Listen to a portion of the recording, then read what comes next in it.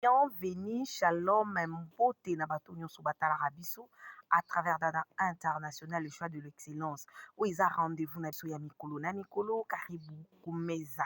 Voilà, wana nde la kisarake, makambu ya malamu e bandi. Merci beaucoup na ba fidèle nyonso ya Dada International. Merci na ba abonné. Merci pe na ba obaza ba abonné te, mais ba betara moi coup d'œil, ba betara moi passage awa à travers Dada International télévision. Na bo sanité communauté congolaise mobimba partout au besoin dans le monde entier.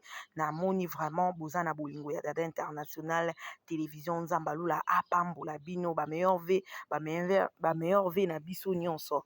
Na bo sanité les compagnons de Dada International toujours ensemble jamais sans vous. Les compagnons de Dada International wana pe na pesimbote na la grande communauté ya famille Libota OP batika biso te toujours famille Libota. Oh yeah, voilà.